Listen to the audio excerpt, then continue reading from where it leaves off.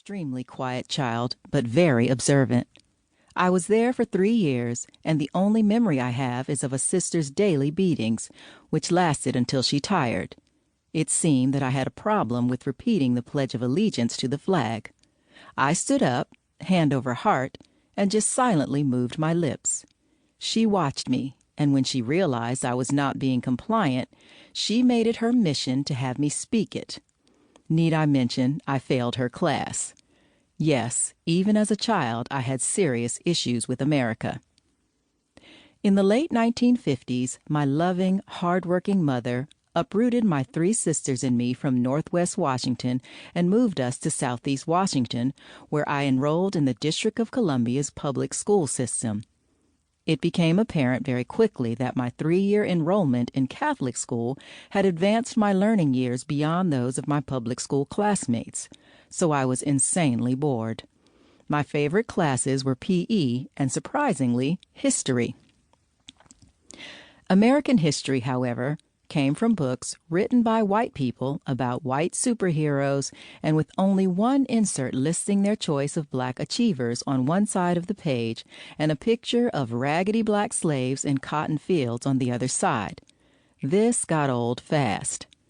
This telling of history was repeated year after year throughout my schooling. It made me disinterested in American history as I marched to adulthood. This experience with American history did, however, greatly influence my stronger interest in world history as I pursued truth, lesser recorded truths, or, more likely, truths of history. Today, in 2020, the study of American history should include the study of the building of America, adequately covering the history and contributions of African Americans, the hardships every person encountered, and the stories of those who impacted its success the most. Our history books, however, continue to be a prime example of whitewashed lies and purposeful omissions. More alarming is how the purposeful omissions of African history also contributes to the challenge of instilling pride, self-esteem, and dignity in young African Americans. If you don't know where you've come from, it's more difficult to know where you're capable of going. Should this be an African American child's challenge? Every handful of years since age 25, I have had a fast moment of thought as to what my family tree would uncover if I researched it. In more recent years, I wondered if my family had ever been a cohesive, loving entity. I was extremely skeptical about what I would find before I even started. Much of this was due to the fractured dynamics of my extended family. My grandmother and grandfather had 11 children.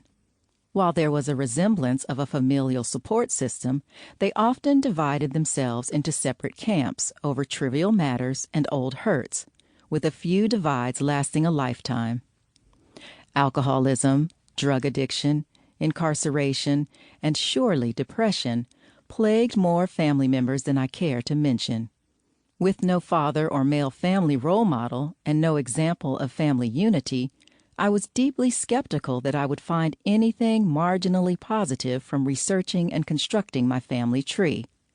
Further, for some reason, I felt sure that my research would come to an end and hit a wall after discovering only 3 or 4 generations of family information.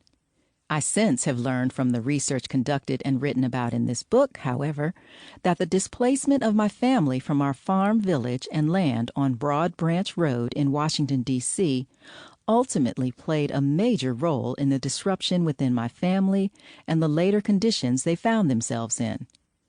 Early in 2012, I visited my best friend in the world and partner, Tanya Hardy. I listened as she spoke passionately about several friends and associates' families, which she had researched and for whom she had developed family trees as a hobby. On that day, I casually mentioned my thoughts of researching my own tree. Before the final words had left my mouth, she paused and then lit up with questions while she opened her laptop. Thus the journey began. After 3 weeks of constant researching on numerous genealogy databases, we had populated nearly 4 generations of my family tree, and my enthusiasm was mounting. Yet I held my emotions at bay because my earlier